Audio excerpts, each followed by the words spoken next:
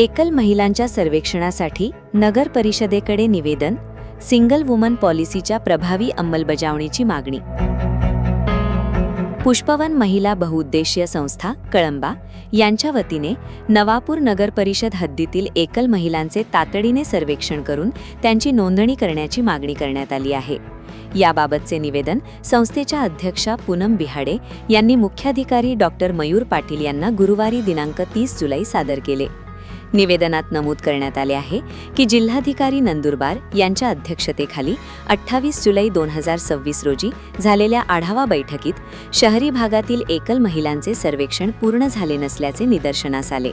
त्यामुळे अनेक पात्र महिला शासनाच्या विविध कल्याणकारी योजनांपासून व भविष्यातील लाभांपासून वंचित राहण्याची शक्यता आहे।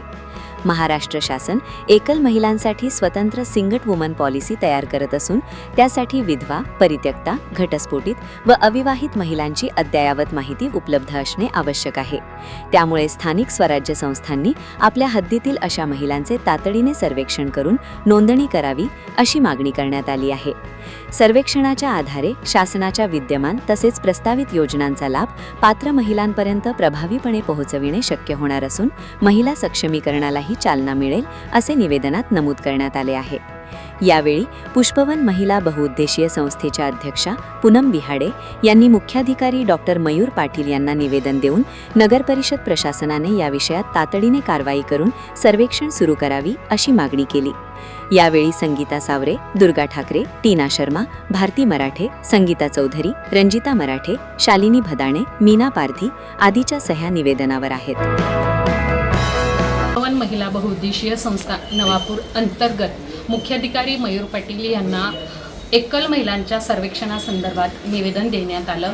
या निवेदनामध्ये ज्या एकल महिला आहेत त्या एकल महिलांसाठी पुष्पवन महिला बहुउद्देशीय संस्था गेल्या अनेक वर्षापासून कार्यरत आहे, महिलांच्या हक्कासाठी कार्यरत आहे। पण ज्या निवेदनामध्ये आमच्या मागण्या असे आहेत की एकल महिला ज्या आहेत त्या महिलांचं सर्वेक्षण झालं पाहिजे। गेल्या 28 तारखेला जिल्हाधिकारी कार्यालय नंदुरबार येथे जिल्हाधिकारी मॅडमांच्या अध्यक्षतेखाली झालेल्या आढावा बैठकीमध्ये असं निदर्शनास आलेलं आहे की जे सर्वेक्षण झालं आहे ते सर्वेक्षण फक्त गाव पातळीवर झालेलं आहे, शहरी भाग त्यात राहून गेलेला आहे। ही एक गंभीर बाब आहे, कारण की शहरी भागात ही खूप मोठ्या प्रमाणावर एकल महिला आहे आणि त्या एकल महिलांचं जर का कधी सर्वेक्षण झालं तर अशा महिलांना विविध शासकीय योजना आपण त्यांच्यापर्यंत पोहोचवू शकतो आणि त्या या शासकीय योजनापासून वंचित राहणार नाही।